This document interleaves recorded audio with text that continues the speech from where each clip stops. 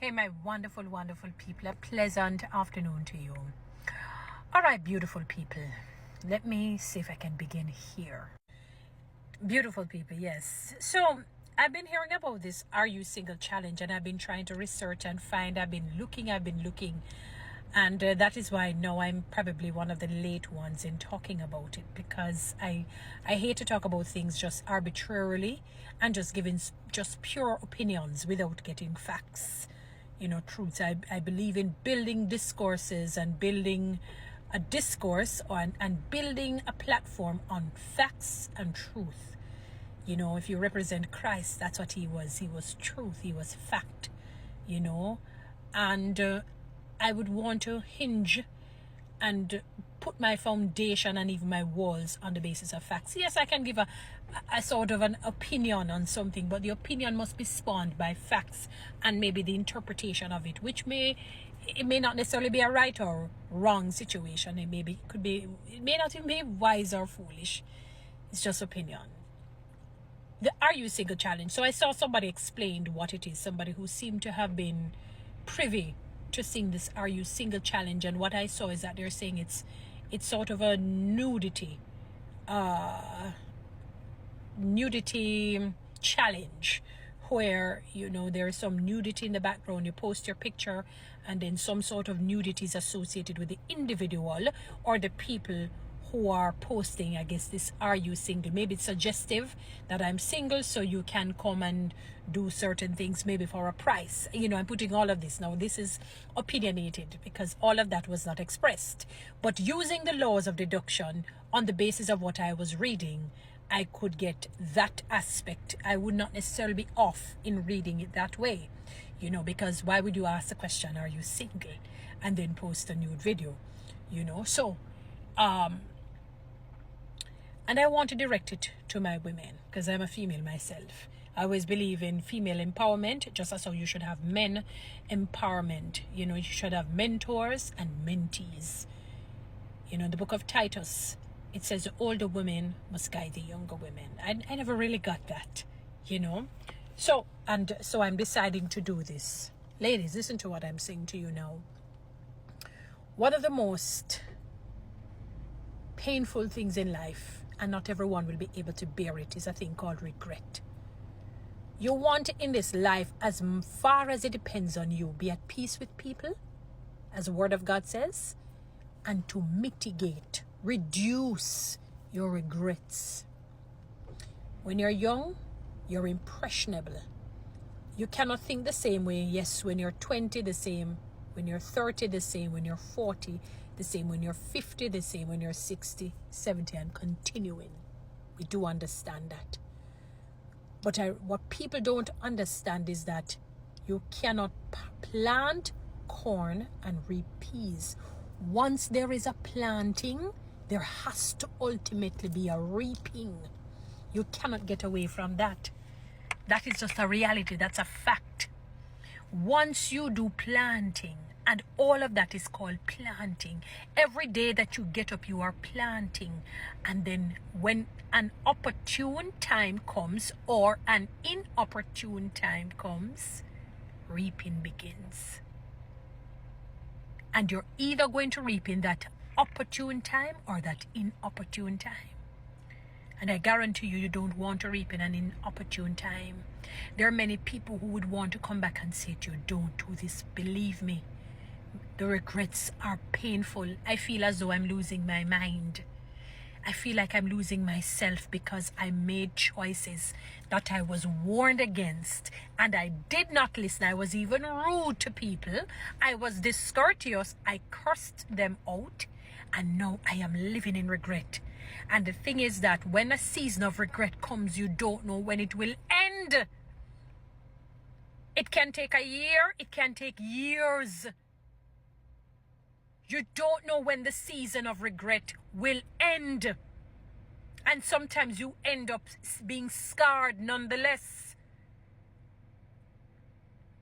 So these things where it is reducing you, degrading you, almost to nothingness, it is not good. Ladies, it is a bad seed that you're planting at a very young age. Even though you're young and impressionable, You can still make a concerted effort. You can make that decision to do something responsible and wise. Because I don't understand, one of the things that God had done for us is that when he granted us gifts and talents, he didn't grant us gifts and talents for it to be exploited and to be used in a degrading way, in a vitriolic way, in a shameful way, in a humiliating way, in a wrong sexual way.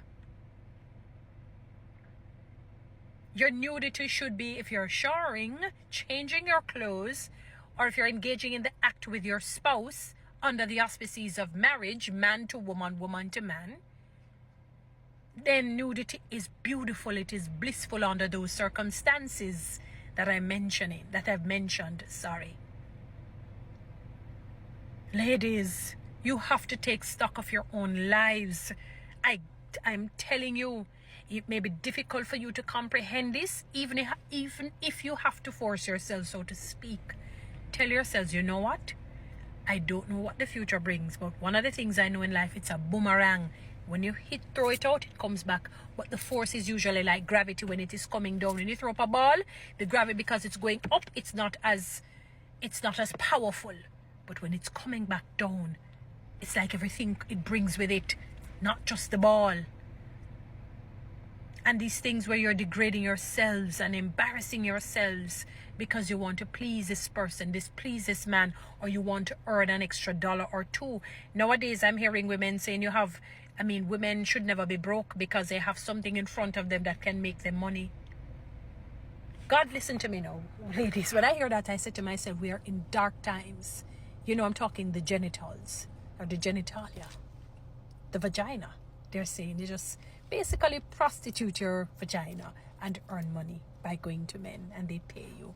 So you can buy your house, your car, your land, and get the wealth. And then what happens? Your brain, the memory of how you earn the money, because you didn't earn it under how God says you can. He says he makes your gifts your talents. That's not a gift or talent. It's just a part of the human nature. That's not a gift or talent.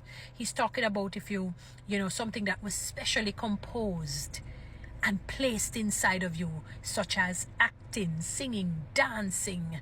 Maybe you're artistic, you can draw, you're good at communication, you're good at writing. So many things I can call you. Good at dressmaking, or being a fashionista, fashion designer. So many things. But not on the basis of using your genital, because if that were the case, might as well all human beings do it. And many women believe that that's almost, they preach it, they laud it like it is gospel. And then when they reach a certain age and they become old and they're now transforming because they're becoming older, automatically some semblance of wisdom is overtaking them. They said, what have I done? What have I done? And you don't know when the season of regret will end. Ladies, that decision is up to you. God says, I put life and death before you. Choose this day whom you will serve, God or Satan, life or death.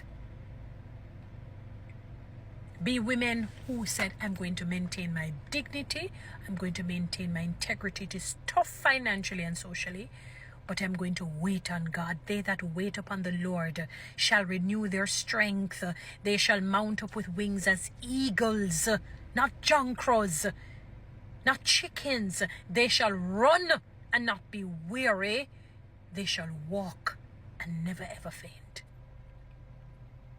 So this Are You Single challenge, if it is on the basis of what they've been promulgating, nudity, a sort of shame and disgrace, don't do it, women. Even men, do not do it. Do not do it.